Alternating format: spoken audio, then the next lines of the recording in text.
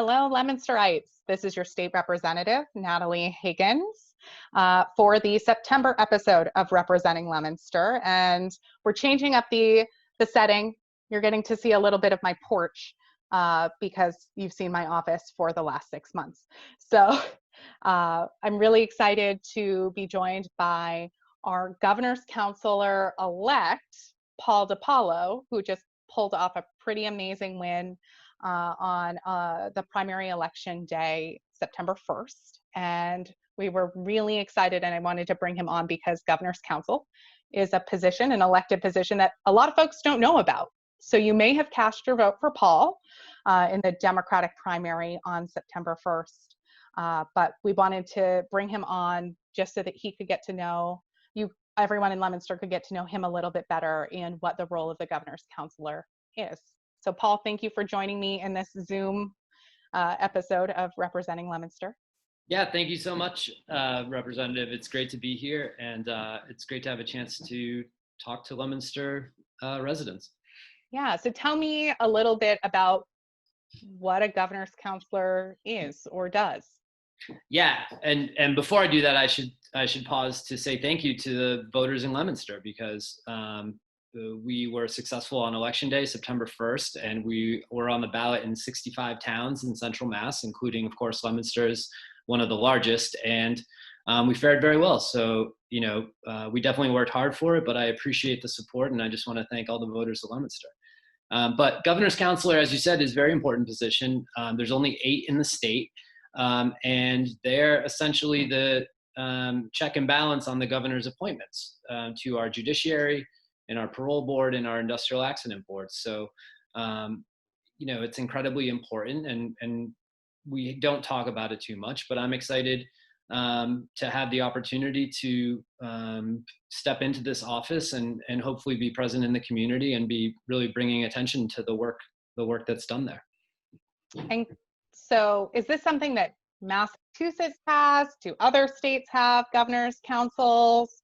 Kind of what, are you aware how common this position is? There's only a handful of states that have something like this. I mean, part of it is it was baked into our state constitution, and it's relatively unique. New Hampshire actually has a very powerful council that has a lot of say over spending matters that Massachusetts's council does not. It's an idiosyncrasy of Massachusetts, but I think if we're paying attention to it, it can be a very good thing because, judicial appointments in Washington go through the U.S. Senate, and I'm sure all of us have watched a Senate Supreme Court confirmation hearing, and we know what kind of political theater it turns into. So having this job out of the legislature, I think has some benefits to it, albeit it is, as you said, it is very unique compared to other states. So tell me a little bit about your path to running for Governor's Council. What's your experience and why did you want to run for this position in particular? Yeah, well, I'm an attorney, so I've had that exposure and interest in the law and the practice of law, but I'm also a former special education teacher. And really what my campaign was built upon and what really motivated me the most was seeing what happens in our juvenile courts, because I've worked with kids there as an attorney and as an educator. And, a bunch of well-intentioned people in the system, but what happens is we've built a system where kids get referred to court for pretty innocuous behavior.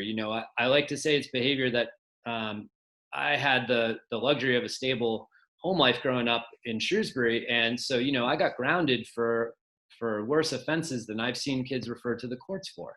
And it's not that they go in there and they get a harsh punishment right away or they're thrown into custody right away. It's that now they're in the system. And so the next incident of what I call typical teenage behavior, the consequence escalates and becomes out of proportion with the behavior. And then on top of it, I don't think our courts are taking advantage of treatment and counseling and other programs that are available to get these kids on the right path. So, trying to make a difference on that is really what motivated my race. But certainly in general, around 2016, I started to get, re-engaged in my local community and my local government. And, so from there, thinking bigger picture about the impact I could have, I decided to make the leap to run for office. Yeah, and I'm so excited you have all of that experience because we're both Northeastern law school graduates. And so, and when I was a student at Northeastern Law School, I did one of my co-ops in the juvenile court, in the Worcester court system, right? So I got to see firsthand just how it works when it's working right, and you're finding diversion programs and supporting these kids through often a lot of trauma in their childhoods. And when there isn't this focus on supporting these kids and developing a pathway for them to into adulthood. Right. And we all pay the price because, in my opinion, what I see are moral failures happening on a systemic level. And then, of course, these children grow into adults, and if their opportunity has been stymied and they've, been, consistently pushed off of the right path, too often these kids grow into adults who are incarcerated as well, and then that's obviously not doing our families and our communities any good, and it's costing us money, and it's overcrowding our prisons. So, it's so important to have leaders like you in the community who are thinking about root causes, of the challenges you see in your community. And so it's important to be addressing these things. Yeah, something I love when I'm on the campaign trail is the stories that people share. Are there any issues that kind of rose to the top beyond juvenile justice that voters were bringing up as you were connecting with them, either last election cycle or this election cycle?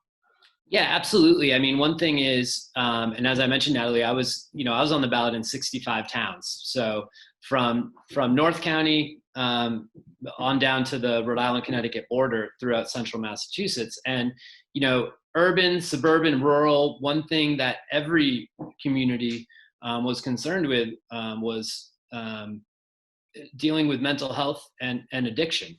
And, my campaign, thinking about judges was obviously more focused on the courts, but, it's a need that extends well beyond that, right, into our schools. And there's just, again, it's about getting to the underlying cause. So we know that too many of our, friends, family, and neighbors are,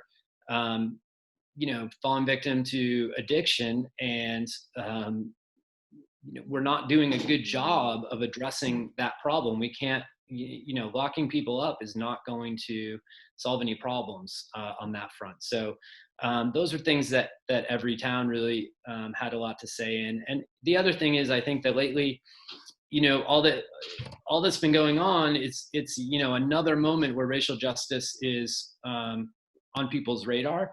And so there was a lot of discussion on the campaign trail about what that looks like in particular in Massachusetts, and where our justice system is in terms of racial disparities in our sentencing and our incarceration. And I think those are important and helpful conversations that I actually see continuing. And I think that one thing I'm going to see in my term is some real movement on that issue in the courts. And that excites me, because it's something that people are coming together around, and it's nice to have a positive thing to think about. For folks tuning in, they might not realize that last session, my first session, was when we passed this major criminal justice reform package, really focused on diversion programming, especially for first-time offenders, regardless of your age, right? This used to only be available to juvenile offenders, but with the opioid crisis, mental health crisis, we have a lot of older first-time offenders who are struggling with addiction, and we need to make sure that if treatment is the solution they need, we need to help get them into it as quickly as possible. And we've had some really, really good luck. And I get to go to the graduation ceremonies of some of the diversion programs up here in North Central Mass. And it's amazing to be allowed into that space and hear their stories, because for so many of them, it's not always the first opportunity they were given, but maybe the third or fourth opportunity that they were given, Yeah. before they found the right person, before they built that right network of people who had their backs and supported them through whatever journey they needed to complete that program. And I think it's really awesome to see that happening throughout Central Mass. Yeah, and it's great to have people like you in government who are like concerned with, who are able to envision these outcomes, that we need to invest in these things, and over time they're going to pay off in spades, because it's not just the money being saved in the criminal justice system, but obviously it's getting someone back on their feet and supporting someone to re-enter their community, and that enriches all of us. So it's great to hear you talk that way and be thinking about being able to picture those outcomes when you're doing the important work of, for example, the criminal justice reform package that you mentioned. And one of the caucuses I work with is focused on justice-involved women. And while our prison population has kind of rapidly decreased over the last few decades, justice-involved women and women who are incarcerated has gone up tremendously. And across the board, these are women who have histories of sexual and domestic violence, who have a lot of trauma, who have mental health needs, battles with addiction. And we've got to figure out how to look upstream to help these people as early as possible to prevent this from ever getting to this point. Yeah, absolutely. No one wants to fill our jails. Mm-hmm. No one wants to fill our jails. We want to catch it before it gets to that. So I think you're right. A restorative justice model and a way to think about things where we're hitting root causes is the way to go. And back to my work with kids, it's like it's so obvious in children, and I think that when children become adults, we forget about a little slice of their humanity, that people do well when they have the supports they need, and when the foundation of that support is in place. So everything we can do to make sure that that's what our neighbors in our community experience, that's to me, that's the role of government, is to be making sure that everyone in our community has the opportunity to contribute to our community, right? Yeah, absolutely. And so one of the things we like to ask when we bring on especially elected officials is kind of, what advice do you have for constituents, for Leominster residents who are thinking about getting more involved with government, who have an issue that they're really passionate about? Like, what advocacy tips do you have, how to be a better advocate for a variety of issues? Well, I can't say that I'm expert in this, but one thing that I've learned is that showing up is 90% of it, right? And I know that when, and it was hard to believe it was only 3 or 4 years ago, but when I really kind of got ignited and really wanted to get involved, it was intimidating to enter some of the spaces where advocacy was happening, to be honest. And overcoming that and really being persistent was very helpful for me. But really, our friends and family and neighbors care about the same things we do. So it's not actually as hard as it might seem to find a place to get your voice heard, right? And I live in Worcester, and it's the same in Leominster. I know, like, it's not too difficult to access your city councilors, for example, right? And in general, we have people in office who are there for the right reasons and who want to be responsive to the constituents. And we're also fortunate to have an incredible network of nonprofits in central Massachusetts. Like nearly any, all the issues we talked about today, I could name, we could probably name 3 or 4 organizations, right, who are doing important work in this area. And so, just making those connections and finding like-minded people. And really, this, Natalie, it's so satisfying when you do the work and you see the results. It's so satisfyying when you're able to help be a part of a community that comes together for a common cause and, achieves their goal. And even if they don't achieve their goal, right? I ran for office 2 years ago and I lost.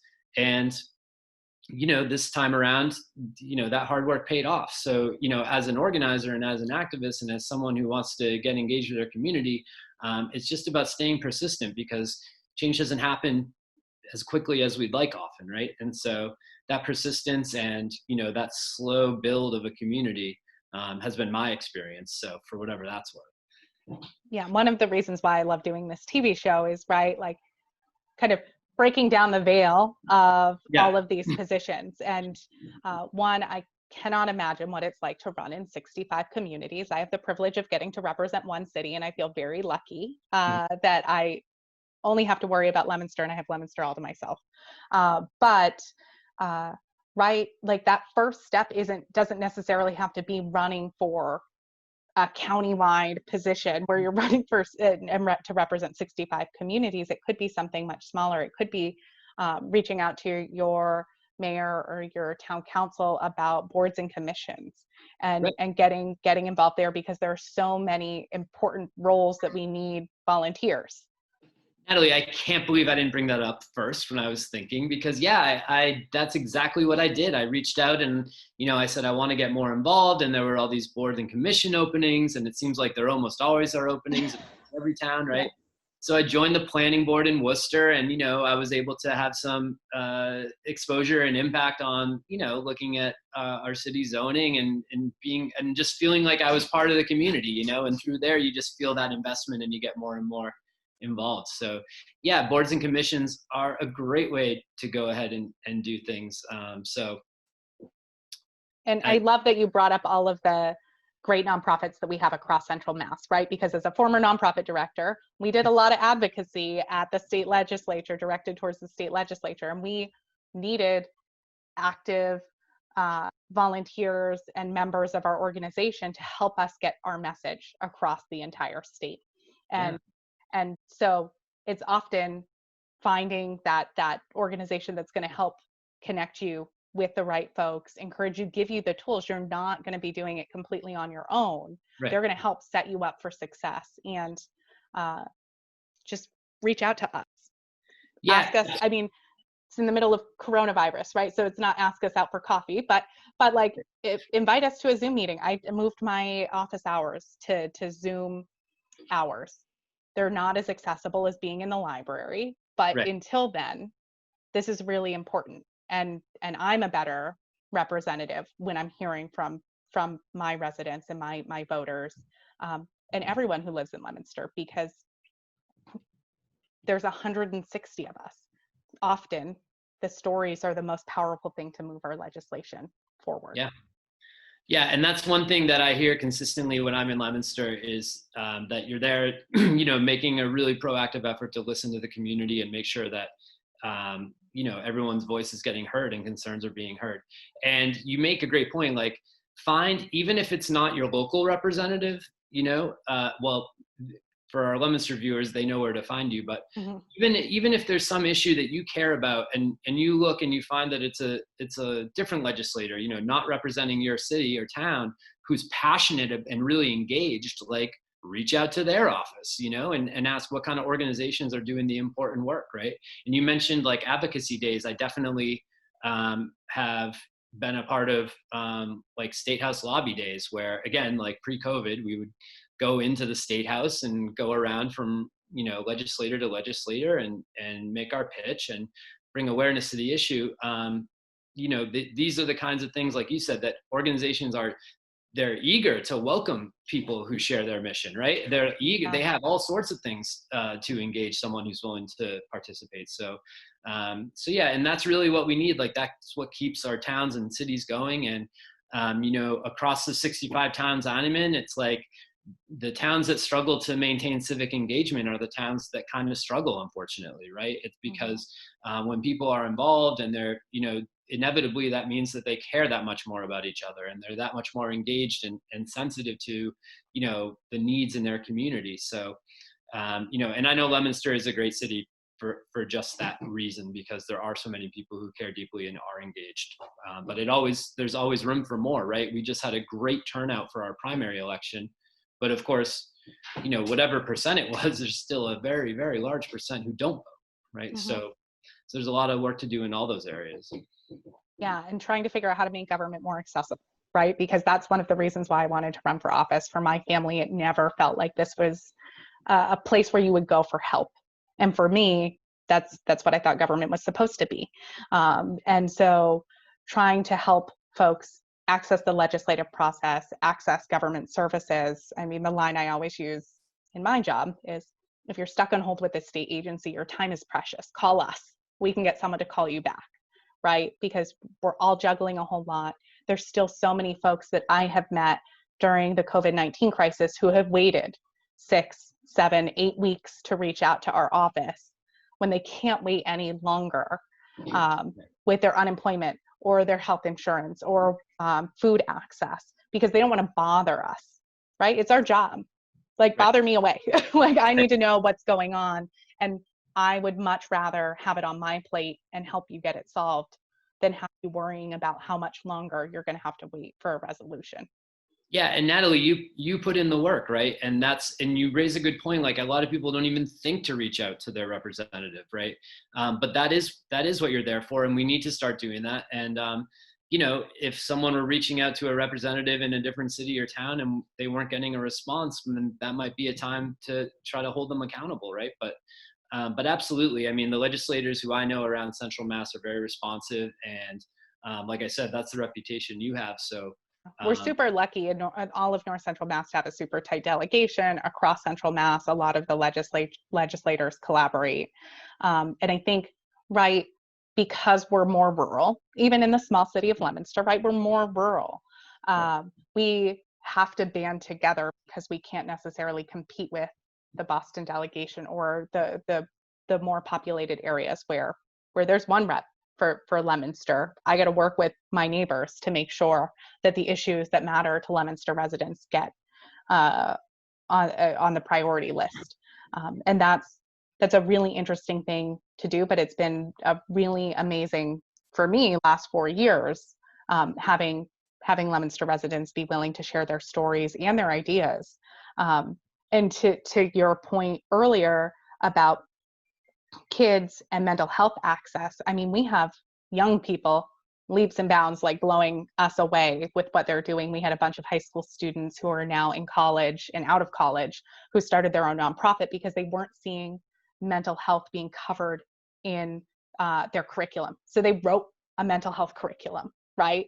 And started their own nonprofit to be able to make this available, and have worked with me and formerly Senator Flanagan on making this mandatory in our school curriculum. If we mandate physical health education, we should be mandating a portion of that for mental health, right? That's the only way that we're ever going to reduce the stigma around it, so that everyone, when they're having a crisis, can get the supports that they need. And it's one of the reasons why I talk pretty openly about seeing a therapist, right? Like, I am as successful as I am and can support all of the people that I'm supporting because I have someone to go and check in with and make sure that I've got good self-care and I've got good skills built up to be able to handle all of the stress of this job.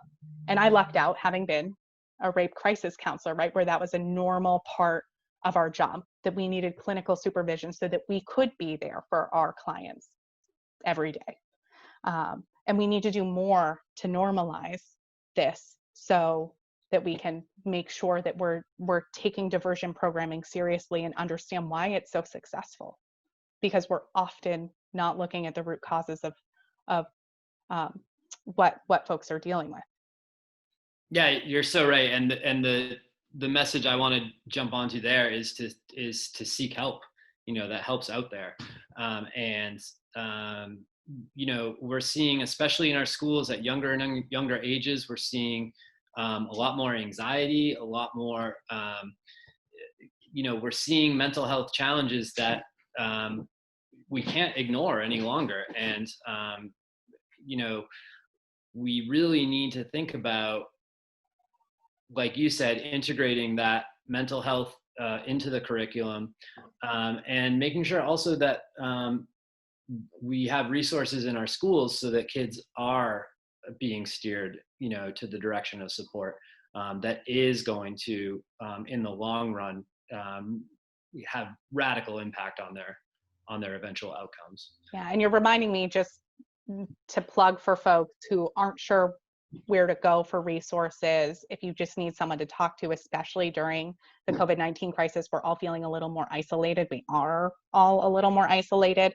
Yeah. Mass 211, right? Yes. Just dial 211 has the resources and will connect you with resources locally, and just have people available to chat if you need them. And it's really important that if you're feeling alone, that you're not alone, that there are a lot of resources and people in the community who want to talk to you and connect with you. Yeah. Natalie, I know you know Jimmy Tingle as well. He ran for lieutenant governor a couple years ago, and he tells a story about, finding himself in a crisis and making a call, and, the person on the other end saying, "You've called the right place." And just thinking about, he tells it in more detail, and it's very poignant actually, but just thinking about the fact that, how many people don't know where to turn. So 211 is a great resource, but it's another example of like the difference government can make, right? If you're there as that safety net, right? It's great work you do getting the word out about the resources, and I think sometimes we can do better as a society in that. We always got to keep looking for ways to do better. And Paul, I'm so excited to have you representing our region on the Governor's Council. Congratulations again on your win. Thank you for joining us. If folks want to get to know you a little bit more, do you have a website that folks can get in touch with you? Yes, I do. You can go to pauldepalo.com. That's Paul, DEPALO. .com, and hopefully next summer you can see me at Johnny Appleseed Fest. We'll see where we're at that point. Fingers crossed. Come on. Sure. Like I'm missing all of the Leominster festivals. Yeah. But for those of you who are looking to get in touch with us, we're still working mostly remotely. We're checking in on our office, watering our plants, keeping them alive, and barely.